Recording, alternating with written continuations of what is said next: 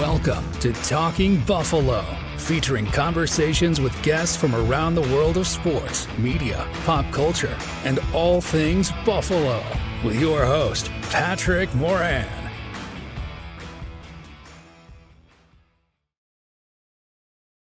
All right, what is going on, everybody? How you doing? Welcome to another episode of Talking Buffalo, your weekday daily driver for Buffalo sports talk and more, and the most podcast going today. My name is Patrick Moran. Big thank you, as always, to everyone out there for watching and for listening, for following and subscribing. You guys are the best.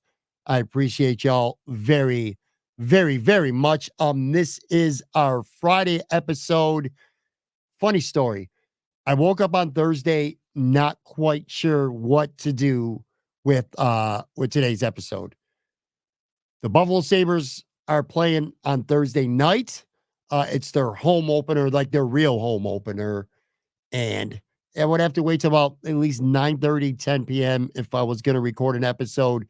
That would include the Bills. And I was like, the Sabres. I really didn't want to do that. So I was like, nah, I don't want to do a Bills-Jets preview because the game is actually on Monday night. So what we're going to do is, by the way, save that preview, an extensive preview, Bills keys to victory, bowl predictions, all that stuff like we do before every Bills game. That will be on Monday's episode. We also will be live immediately following the Bills-Jets game on Monday night. I'll have Joe from Queens with me for some instant reaction. But anyway, that's not going to be till next Monday. So I'm like, man, what do I do with this episode? And then it just kind of smacked me in the face. Thank you to the Buffalo Bills and the Buffalo Sabres, respectively, their social media departments, because in a matter of 24 hours, I saw 2 tweets that just popped at me, and I was like, man, oh man, this would be a great idea for a podcast episode. I took 2 tweets, one from the Sabres, different departments. I think they're different departments. I don't know the people who work social media for the Sabres or the Bills. So I don't know if it's one of the same or different departments. But on the Buffalo Sabres side on Wednesday, the team, the social media department, put out a tweet wishing a happy birthday to Sabres general manager Kevin Adams, who, by the way, turns 50 years old, or he just did on Wednesday. Then on Thursday, I wake up to a tweet from the Buffalo Bills social media department, and it was a tweet congratulating the Pegulas on owning the team for 10 years. A decade to remember, specifically, is what they wrote there. And like I always do, and I'm sure a lot of fans, if you're on Facebook or Twitter, when the Bills or the Sabres put out something like this, you go on the comments. You got to look at the mentions because some of them are just money. Like, I will literally carve out, I don't give a shit how busy I am. I will be sure to carve out 15 minutes minimum just to go through the comments because a lot of them are that good. Some funny, some pretty nasty, but definitely entertaining. Entertaining to us. Not sure how entertaining it is to the subjects that the Bills, not so much the Bills, especially the Sabres. That every tweet that the Sabres social media puts out is just fire at this point because they stink and they've stunk for so long. My good friend, Tim Graham from The Athletic, he tweeted at me because I put it out. I said something along the lines of, you know what? I'd like to dedicate an entire podcast episode. Let's do something fun, something different here. Instead of deep diving into the weeds, more Bills analysis by paralysis. Again, it's a little too early for me to do my preview episode.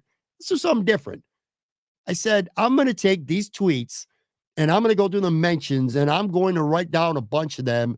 And I'm going to dedicate an entire podcast episode solely to the responses from fans from those respective tweets.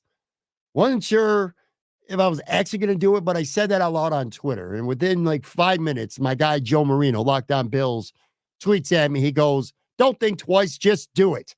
You should have kept this to yourself and just did it." Well, I didn't keep it to myself, but I am doing that today. What we'll do is kind of break it up into two here. The first half of the show, I'm going to go through all the Pegula's Own the Bills responses from that tweet. Back end of this episode, I'm going to get into some of the responses about Kevin Adams. Poor dude. Just, having the audacity to have a birthday. Anyway, fans ripped his ass on social media, and I'm going to spend some time reading through them. Again, like I said, a mix of some stuff that like legitimately made me laugh out loud and some that's just downright mean and nasty. And I got to say one other thing too. That, like I said, Tim Grant from The Athletic pointed this out. He says, why do they do this to themselves? Like, what's the payoff? Or do you think the Pegulas or Adams would be offended if they didn't get a shout out? That's from Tim. That's a very good point, because I wonder the same thing. Like, what are you doing? If you're the Sabres or the Bills, I don't know if social media directly connects with ownership or some of these people and say, hey, we're going to put out a tweet and say this. And they're like, go ahead, run that tweet. Or are they just doing it on their own? Like, would Kevin Adams, would Terry Pegula get pissed off if they don't get a shout out on their birthday or on a special anniversary like this? I don't know the answer to that. But I'm going to assume that the Bills and the Sabres' respective social media people they're not brain dead. We know they have to know. I mean, you got to have some form of pulse on this team and how the fans are feeling. Or are the Bills and the Sabres trolling? Because again, you put out a tweet and you're wishing Kevin Adams a happy birthday, and you got to know, man, the majority of those responses are going to be negative. They know that. They know that. My guess is this. They put it out there and then they just flat out don't read it. Like the social media people who put out the tweet, I'm going to guess they don't read the replies. I'm going to largely guess, or at least hope, that people like Kevin Adams, or in this case, Terry Pegula, that they don't read the replies at all. It's just throw something out there, get it up, and let people respond. Now, I will say this. It's not like a 100% negative response. Like, there's plenty of people on Kevin Adams' birthday, said, happy birthday, enjoy it, go, hope the team wins, yada, yada. Pegula's, thank you for saving us. There were a lot of people actually in the replies, in the interest of fairness, at least on the Bills side of this, who said, thank you for buying the team. You kept the team in Buffalo, yada, yada, yada. There were plenty of compliments. I'm not going to say 50-50 because there was still a lot more negativity, but there was a fair share. So it's not like this was 100% negative. But anyway, like I said, I just thought it would be fun to spend a loose Friday episode here, just kind of going over some of these mentions from these tweets. Maybe a couple of these might make you giggle or think. In a few cases, they certainly did with me. And this won't be a long episode, so let's just kind of dive in right now. Let me pull it up right here. And we'll start again with the Terry Pegula owning the Bills now for 10 years. Terry and Kim, I should have said both of them.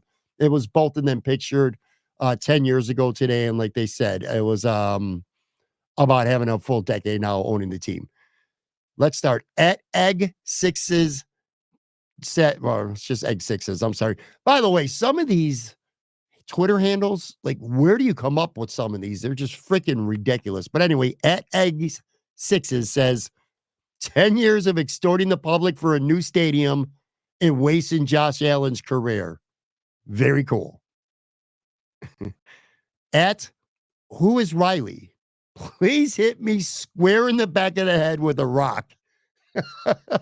Again, like I said, in some cases on some of these, as I read them the first time, I literally started laughing out loud.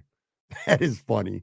Please hit me square in the back of the head with a rock. That's good. At Ripper _Magoo, a celebration of mediocrity and grifting. Oh, mediocrity, I get that, but grifting, man. There's some creativity there to use the word grifting to describe the Pegula's first 10 years of owning these Buffalo teams. At Jake Go Bills, a decade of playoff losses and getting lucky landing Josh Allen worst owner in pro sports. You know, I think back to pre-2017. Now, the Pegulas have owned the team since before 2017. In 17 years of not making the playoffs, and I remember a time where so many people would say, man, I would just kill to see the Bills playing one playoff game. I forgot what it's like. If you were, man, in 2017, if you were in your, say, early to maybe even mid 20s, you probably weren't even old enough to remember the last time the Bills had played in a playoff game, which before the drought was the Houston Throwback Miracle game. So I don't know. It's just weird to me because now it's like fans, I want to say spoiled, but in some regard, sure, spoiled. This team has been competitive. They've been good. They've been in the playoffs every year since Sean McDermott took over, with the exception of 2018, where the team basically tanked and Josh Allen was a rookie. To say that Terry Pegula is the worst owner in pro sports to me is that's a little ridiculous. I'm not a big Terry Pegula guy. There's plenty of things that I don't like about him, but I wouldn't call him the worst owner in sports. The Bills have been consistently good for a while. The hockey side, which we'll get to shortly, I mean, they've been a complete and utter disgrace.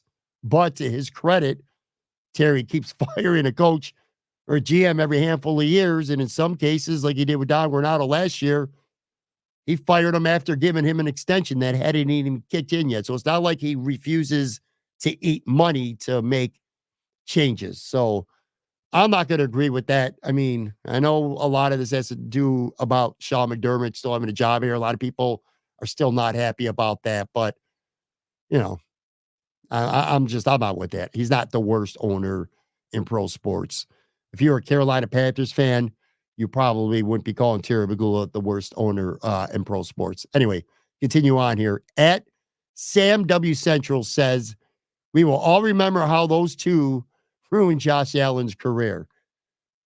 There was a lot of those too, by the way. A lot of Josh Allen's getting his career ruined mentions in that tweet. A little bit early to say that. Josh Allen's career, first of all, has been a great career to this point as we speak, even without a Super Bowl and even with one AFC championship appearance at this point. The guy's one of the best players in football. He's one of the higher paid quarterbacks, even though his contract keeps getting better and better value every year. As some of these guys like Tua and Lawrence, these guys are way, way below him, are signing right place, right time, more money. It's a little early to say that these two ruined Josh Allen's career. If this tweet was 2 years later and the Bills are still in a position where they can't get past the divisional round, maybe I get with that a little bit more. But interesting tweet from Sam there. But nah, they did not ruin Josh Allen's career, not to this point anyway. At long_Tom 69119 says, just another couple of Patrick Mahomes bitches. All right, that's funny. Everyone in this league right now is a Pat Mahomes bitch, though, to be fair. At Seminole Raider, he says, bum asses need the state of New York to buy their new stadium.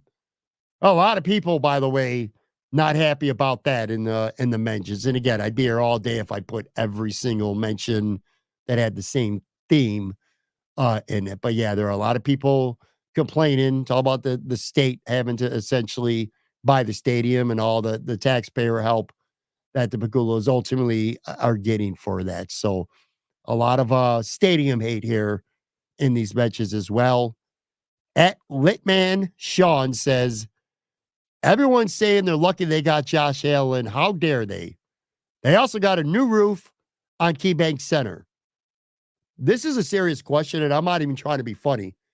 I know that the Sabres just got a brand new state-of-the-art scoreboard, which I've seen that, or at least I've seen photos and video of that at the KeyBank Center. I have not been in that arena Well, that's not true. I was going to say I have not been in that arena for anything in a long time, but that's not completely true. I did go about a year and a half ago to the arena, but not for a sporting event, to go see Bryan Adams and Joan Jett in concert. I don't remember. Was there something wrong with the roof? I guess that's what I'm getting at here. Was the roof like leaking? Was it falling apart? And again, I'm not even being funny. I'm asking like a legit question. Was the roof at the KeyBank Center messed up? I know that was repaired. Are they touting that as some kind of big renovation or something? I asked that genuinely because I don't know. At underscore FUSIXN. That's cool. Now trade for Devontae Adams. This has got nothing to do with that tweet, although I don't know. That's kind of funny, but it's also true. Look, by the way, I'm not out on the Bills trading for Devontae Adams. I'm not saying they're going to. I'm not necessarily saying they should. I only say that I'm not saying they should because I don't know what the price would be. But if you're a Bills fan right now and you're complaining that the Pegulas don't get it done, and you're complaining that Sean McDermott should be fired, and you're complaining that Brandon Beane has no balls, or if you're complaining that Josh Allen's getting his career ruined right now, why would you not want them to take a big swing and get Devontae Adams? Because I've seen some of that. Some of the same people that are calling for McDermott's head, that are saying Josh's career is getting ruined, that this team is underachieving, yada, yada, yada. But they don't want to give up a second-round pick and maybe more next year to get a potential rental player. I don't understand. If your goal is to win a championship and you get an opportunity to get a true, legit number one receiver right now, why would you not want that? Who gives a shit about the price? The Bills got plenty of draft picks. They got 2 2s. They got a 3. They got 2 4s, and they might get a 3rd, 4th when the Gabe Davis comp for next year comes out. If that's not a 4th, it's at least going to be a 5th, which I believe they also have at least one other 5th as well. So I don't give a shit. Let the Raiders work out the financial part because you're not making a trade. If it doesn't, if it can't work financially, the Raiders are going to have to eat money. But go get you a Devontae Adams. I don't want to get into this separate tirade because this is supposed to be entertaining today and about you, the fans, and some of these tweets. But I kind of got to put my foot down a little bit here with Devontae Adams. This guy clearly wants him to trade for Devontae Adams. I'm just responding to a lot of people who think that's a bad idea. I just think that's nuts. I don't give a shit that he's almost 32 years old or that he's a diva. He's one of the best receivers in the NFL. If you could go at him, somebody else said this on Twitter, that like the offense is really flawed. Like, not really. Not really. You got an elite quarterback. You got a very good running back in James Cook. You got a tight end in Dalton Kincaid, they have been so-so this year, but he's good. They're going to figure it out with him. He'll be all right. Khalil Shakir is a really good secondary receiver. Keon Coleman can get you some plays here and there. I think he's a pretty solid 3rd best receiver on your team. The offensive line is fine. I mean, they played like shit last week, but I still believe in this offensive line. And you go get yourself a true alpha number 1 receiver right now. You go get him now in the next week or two, and he's good to go by, say, November. He's up to speed. Where's the flaw in the offense? You tell me, because I don't see it. So, yes, trade for Devontae Adams. And I'm going and I'm on and on about this because guess what, folks? I wouldn't be surprised if the Bills do. I know most people are thinking that's out of the question. I'm just going to leave it at that. I don't. At official AB, a decade of generational choking. Yeah, I guess. I mean, they choked in 2021. There's no denying that. 2022, they just got beat up by the Bengals. 2020, they got beat up by the Chiefs. Last year, a winnable game, but Terry Pegula didn't choke. Stephon Diggs choked dropping passes. Ed Oliver choked by not showing up. A lot of the star players just didn't play like stars, and they had a lot of injuries. So, not really with that. At Butch 5505, the most absent owner in the league. That might be true. I can't say that for sure because I don't follow 31 other franchises. And are we keeping this to the Bills, by the way? Because this is just not all sports, but you said in the league. So this is just football. I don't know the other 31 owners in the league and how often they speak to the media. I do know that Terry Pegula never speaks to the media and he's rarely around. So, that tweet's not far-fetched at all. At Big Bird 3420, you're pricing out the people who go to the games with PSL and decreasing the number of seats, which increases cost, creating an artificial supply and demand, exactly like OPEC did with the oil. They are literally the bad guys. Okay? At Pancho Bills says, fire Bean and McDermott to make the 10th year more memorable. Let me let you out a little secret. Sean McDermott, there is a 0 chance he's getting fired this season. And I know there's been a couple. Stephen A. Smith, I think, might have suggested he's on the hot seat right now. Sean McDermott is not getting fired during this season. And I don't think Sean McDermott is getting fired after the season as well. I think the Bills could finish 7-10 this season and not even come close to making the playoffs. They can nosedive. I still don't think Terry would fire him based on one losing season. I think it would take, there's 2 scenarios where McDermott would get fired. Number 1, consecutive losing seasons. That might prompt Terry to make a change, but that would obviously be at the end of 2025. Or if Josh Allen went to Terry Pegula, say after this season, and said, I can't win with this guy. I'm never going to win with this guy. I don't want this to be a public thing, but I'm not happy with Sean McDermott. I know we're not going to win with him, and we need to go in another direction if you want to win a Super Bowl. If Josh went to Terry Pegula's house and that was their meeting, that would be the one scenario where I could potentially see Terry Pegula saying, all right, that's it. Sean's out after this season. That's it, though. Maybe if McDermott gets fired, Bean goes with him, or they both get fired. I don't know. I don't see it happening, though. I know a lot of you want that. At Demir1224 says, congrats. I am happy you bought the team and kept the team in Buffalo. Actually grateful, but please do the right thing and fire McDermott if you want to win a championship. It's year 8, and it's not working. He's wasting a great talent that Buffalo may never see again. Thanks. No context added to that. I think it's actually a relatively reasonable tweet. At Alan Cornetta says, fire McDermott, you assholes. I told you some of these range from funny to pretty nasty, but that was the one-liner. Fire McDermott, you assholes. What the hell's up with all these numbers? When somebody's got this many numbers, they probably don't have an avatar. They probably got like 12 followers on Twitter or a burner account, and they just say the craziest shit. Although this one in this case is actually funny.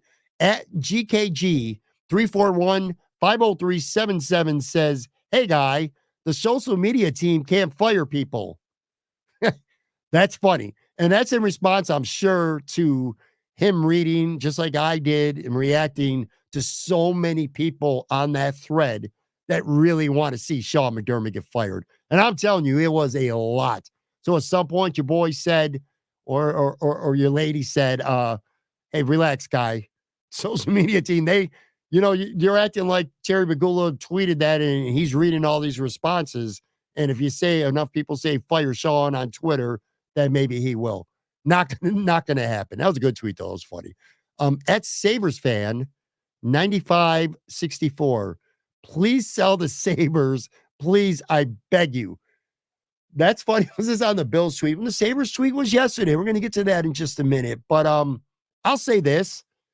Again, on the Bills side, with the Pegula tweet, there was at least a reasonable share of positivity on there, gratefulness, people happy about Pegula owning the Bills. Whereas anything Sabres is just hatred.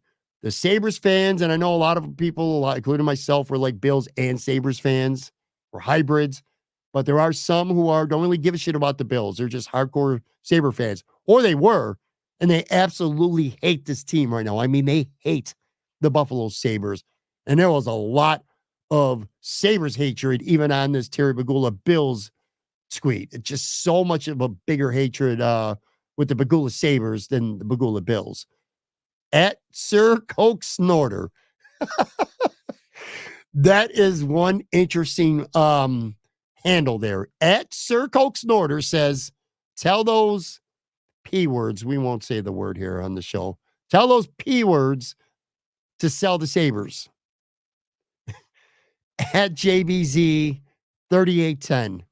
13 years and no playoffs for the Sabres, as spoken by Danny Noonan's girl in Caddyshack. Tanks for nothing. If you're not older, you probably don't get that reference whatsoever if you didn't see the movie. That's funny because I quite literally, to this day, sometimes still say that. Danny Noonan's girl in a scene during Caddyshack, she goes, "Tanks for nothing." That is actually really good. Again, though, case in point, this is a Bills related tweet, and somebody brought the Sabres hatred to it. At Zach T. Hulu. Over the last decade, I appreciate Andy Dalton and Tyler Boyd more. Same. Still appreciate them. I'll tell you. And I'm older than a lot of people who are consuming this show right now. And I was around for a lot of the good days, the Super Bowl era. I was around for lots of other stuff too. But I'd tell you, one of my favorite Bills memories to this day, just maybe it was because of who I was with. I was with a large group of family, but watching Dalton and Boyd hook up for that game-winning touchdown to break the drought, probably a top 5 Bills moment for me, actually, of all times. I don't know what the hell it's got to do with that thread, but he tweeted it. At Mark7571, a decade of mediocrity, been an absent owner for years. First part of that is not fair. We already discussed the absent owner. Again, a decade of mediocrity. I'm sorry. I'm just not with that. This team's won, 4 straight divisions, 5 straight divisional titles. They've been in the playoffs every year except one since McDermott got here in 2017. I don't agree with that at all. They've also, again, look, they do fall short, okay? No denying that, but it's not like they're even just one and done in the playoffs. This is a team that's going to the playoffs and winning at least one game, too, every year. So mediocrity is not the right term to describe the Bills if you want to look at them in a negative light. I would say underachieving. Underachieving's fair. Mediocrity, nah. At Jonathan Trippy, pay for your own stadium. At Jim Anderson, no Lombardis equals no praise. That's fair. And then the last one here before we go to a break. JA for MVP 17 says, should sell the team to Trump. Can you imagine right now if Pegula had sold the team and put it up for sale and Donald Trump bought the team? How crazy would that be? And you love or hate Trump. This ain't about political stuff here, but regardless of how you feel about him, whether you hate his guts or whether you think some of the shit he says is so outlandish that it's actually funny, how wild would it be? You know, I'll tell you one thing. A lot of you accusing Terry Pegula of being an absentee owner. Donald Trump would be a lot of things, most of them bad, but an absentee owner certainly would not be one of them. Anyway, a quick break, come back, and we're going to bang out through some of these. Kevin Adams, happy 50th birthday, or so you thought.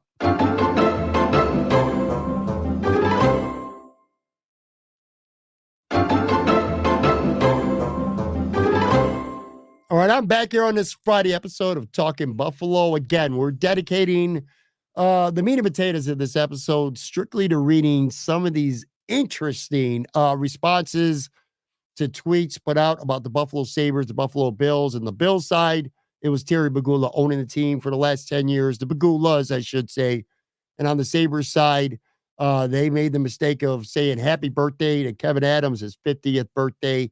And Sabres fans, they let it rip. Let me get to at least some of them. So again, this could have been a 3-hour episode. If I went through every negative reaction from fans just from that singular tweet alone, I probably would be here for a good 3 hours. Seriously. At Tommy Dangles 82. Pretty simple to the point. I hope he has a terrible birthday. That gets me thinking right off the bat. The very first tweet here, if you're Kevin Adams and you know it's going to be bad. I mean, again, these guys are, they're a little naive, but they're not that naive. Kevin Adams probably would sense a lot of negativity if he goes on social media, and I have no idea if he does or not. Maybe he's got a burner account. I don't know. But imagine if you're Kevin Adams and you go on your Twitter under your burner account or whatever, and you see the Sabres, whoever it is. I don't know the people. I'm sure a lot of media people do, but let's just say the person's name is Billy. And Billy puts out a tweet with your picture on it saying, "Happy birthday, Sabres GM, Kevin Adams." And the very first, because this was the very first reply that I saw, by the way, the very first thing somebody says, "Hope he has a terrible birthday." That's kind of fucked up, man. But that's funny as hell. Hope he has a terrible birthday. Mark Biasota says, worst GM in hockey by a mile. Well, again, I don't follow hockey like I follow football, and I certainly don't follow the league beyond the Sabres well enough to know who's a really shitty GM. But this is all sports pretty much actually is results based, and the Sabres ain't winning shit. And Kevin Adams didn't just become GM last week, so I probably would assume that that's not an outlandish statement. At Mike Ori says, probably going to throw a massive party within $9 million in cap space he saved this year with an exclamation point. That certainly seems to be, for Sabres fans, the biggest point of contentiousness over the summer with this team is how much cap space they still have, and I'm certainly not a Sabres defender by any stretch of the imagination, but I look at this roster right now. So you got the bottom 9 or the bottom 6 that you wanted. Your top 3 defensemen, Dahlin, Power, and Samuelson, are all long-term. They're paid. They're tied up already. And you got a nice, young core. Well, I don't know if I should say nice young core. They got a young core. Some guys already paid, like Tage. But then you got guys like Cousins. Well, actually, Cousins is paid, so I'll throw him in there as well. Peterka, Quinn, Benson, these young guys. Kulik, even though he hasn't really played much at all so far, but you got a bunch of young guys that eventually I would assume you're going to want to give good contracts to. I'm sure I'm forgetting somebody along the way. Jack Quinn, I think I said him. So you want to have that money. You're giving money to whoever and they don't work out. I don't know. It feels like they already got their top 6. And also, I feel like if this team could be in contention, come near even close to trade deadline time, now you got the cap room to go get yourself an expensive rental, and you already know that you're in contention when you do it. I don't know. I guess I just don't have as big of a problem as the Sabres not spending to the cap as much as a lot of the fans. Now, admittedly, a lot of you fans, especially you media people, probably know more about the team than I do.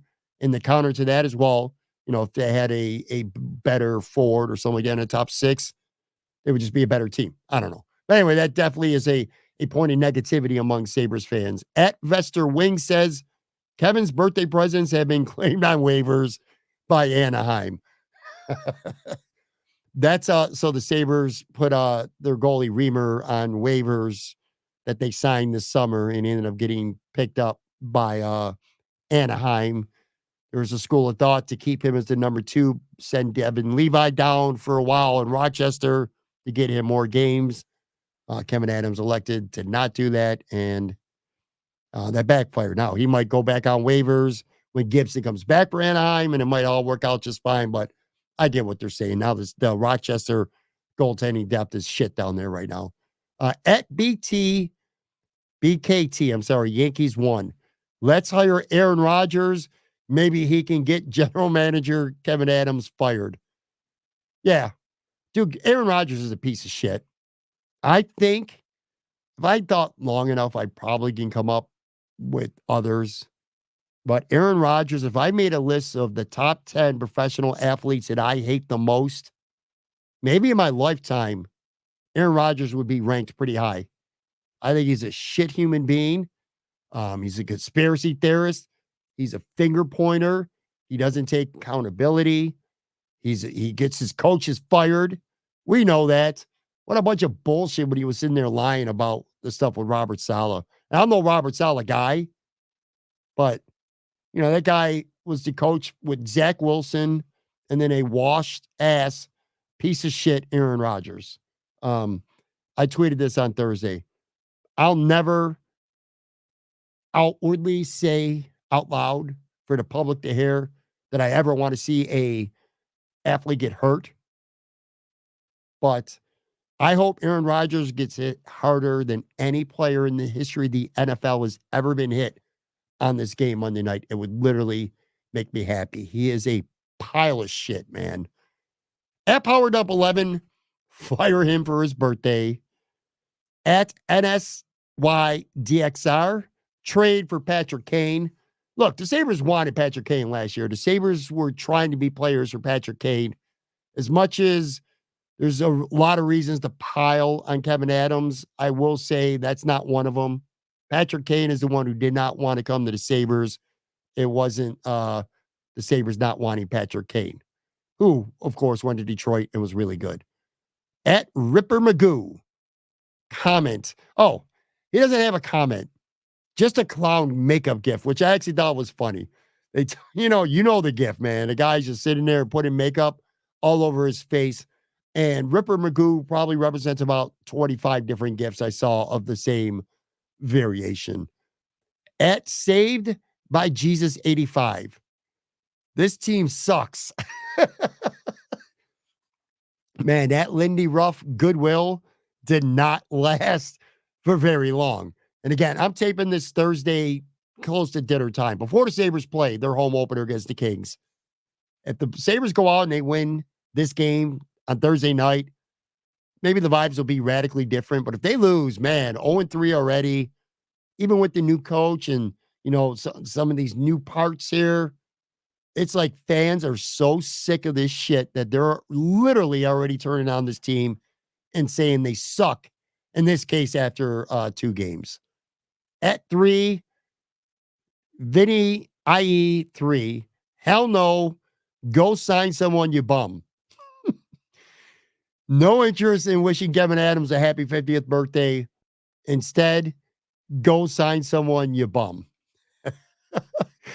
I want to get through the rest of these relatively quickly so we get out of here. At Vegan Genius.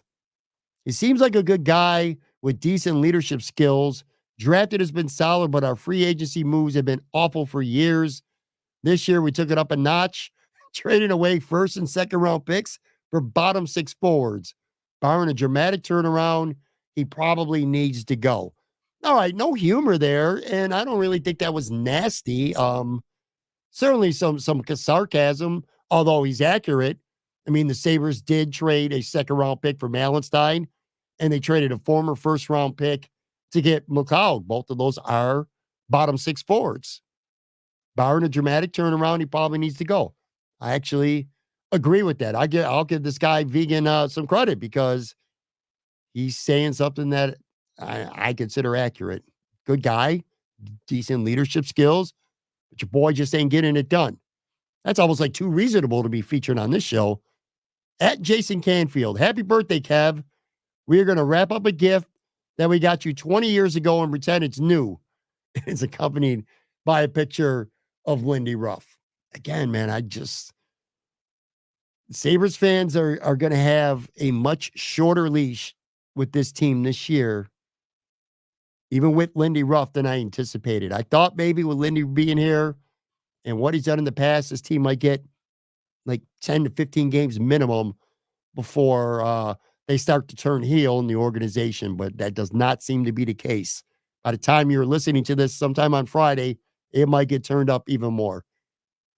At Keith Y, 215-881-63. Again, what's up with all these numbers, man? Why do you got to have that many numbers in your handle, dude? That's insane. 1, 2, 3, 45, what is that, your whole phone number? 215-881-63. No, that's one digit short of being your home number. What the hell is that, man? Keep WYI, too. That's not even like that popular or common of a Twitter handle that you'd have to have 7 numbers. Jesus. Anyway, undoubtedly the worst GM in Sabres history. I don't know about that, dude. Great job in turning this team around, Kev. You invested in players that are as soft as your core. Yeah, I'm not really quite sure what to make of that, man. The worst Sabre or GM in history definitely got some competition for that. At 54 BR3S underscore Darlene 26. Again, what's up with these long ass handles, man? Happy birthday and thank you for bringing on another 4 or 5 year playoff trout. Okay. At Maverick TWH. Happy birthday. You're fired. Oh, wait, that would be a gift for me, not for him. At Daddy Allen 1976. You suck. I hope you get fired. Again, imagine being Kevin Adams and you having the balls to pop open your Twitter, surely under a burner account, and opening up this tweet and that being one of the first things somebody says. Daddy Allen, you suck. I hope you get fired. At J underscore MIKOWS17 says, hope he gets a clue for his birthday. Well, that ain't much better. At Sun K Bud, happy last birthday as Sabres GM. Quick little detour. Question for Sabres fans out there. Is there any scenario that you see where the Sabres come close to the playoffs but don't make it and Kevin Adams doesn't get fired? Because being his tenure now, as long as he is, what's his fourth, 4.5, 5 years now as GM.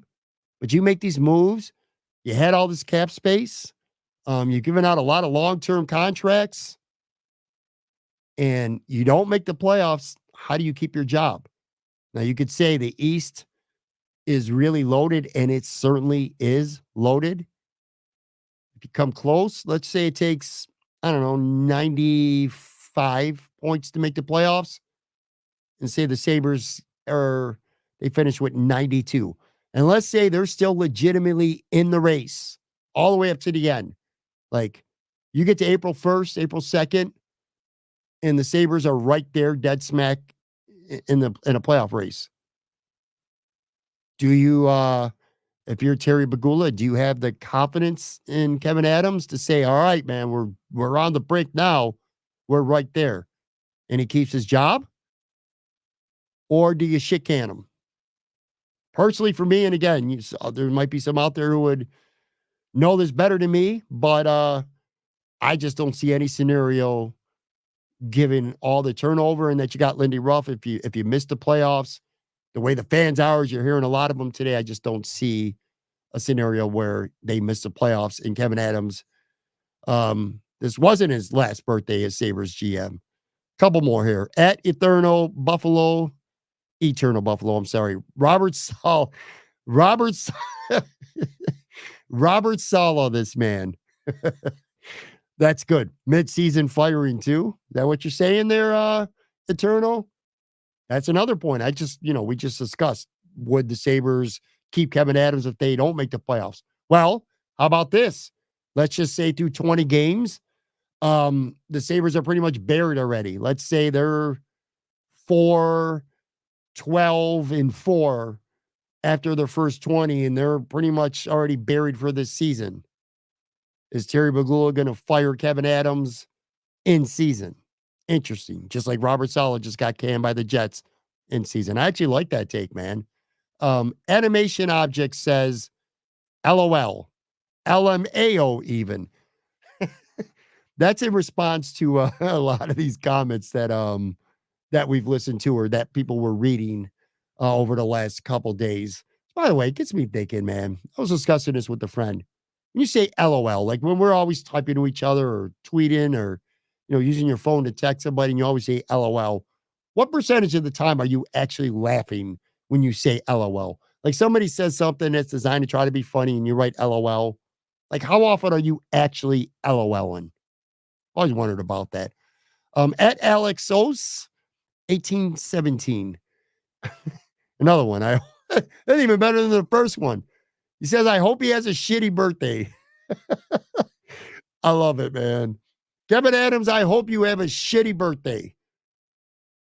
Mr. Salty Muskrat. He deserves 0 presents, and the word 0 is typed in all caps. He deserves 0 presents, typed in all caps. Love that.